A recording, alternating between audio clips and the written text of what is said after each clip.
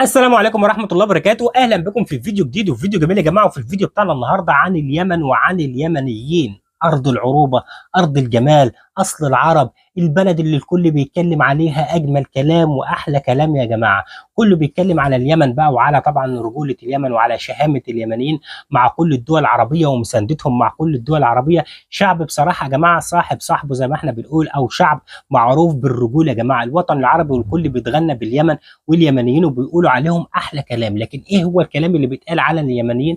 تعالوا بينا مع بعض على طول نخش نسمع الفيديو ده ونشوف الناس بتتكلم على اليمن ازاي، والناس شايفه اليمن ايه، لانها بصراحه قدوه للوطن العربي كله. تعالوا بينا مع بعض على طول نخش نشوف الفيديو ده ونرجع تاني. يلا بينا. هلا والله باهلنا في اليمن. مع الوالد بعد. تحيه لاخواننا باليمن. وش تقول كل العالم العربي؟ ترى والله الرسائل تجينا من كل مكان، يعني من سوريا، من العراق، من الاردن، ليبيا، تونس، مصر. جمهورنا في كل مكان. وش تقول لهم ابو عامر؟ اقول لجمهورنا بالوطن العربي تحيه لكم وشكرا الف شكر.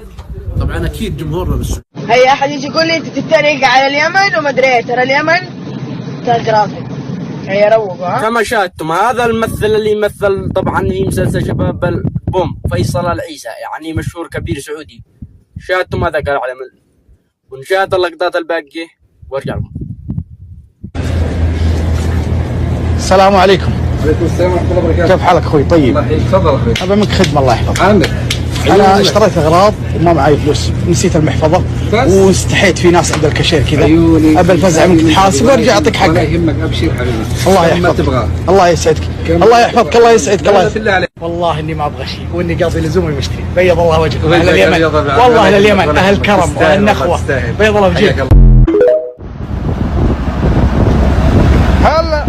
هلا باهل اليمن. هلا ورحب. هلا ورحب.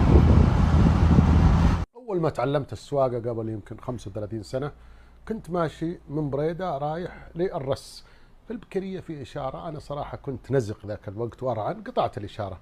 مسكني العسكري وداني التوقيف، وقفني 3 أيام.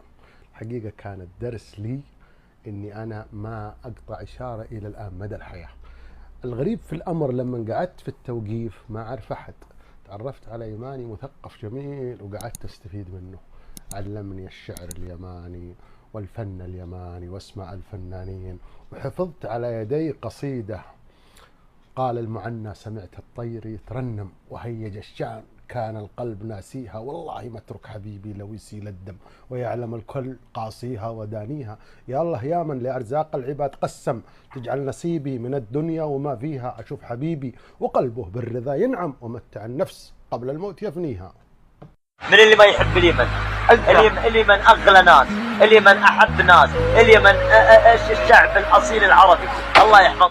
وبكده نكون وصلنا لنهايه الفيديو بتاعنا النهارده. اتمنى طبعا الفيديو ده يكون نال اعجابكم. لو عجبكم الفيديو ما تنسوش تدعمونا بلايك الفيديو، اشتراك في القناه عشان يوصلكم كل جديد، واكتبوا لي رايكم في الكومنتات عن دوله اليمن وعلى الكلام الطيب اللي احنا بنسمعه مع بعض. اشوفكم على خير في فيديو جديد، والسلام عليكم ورحمه الله وبركاته. سلام.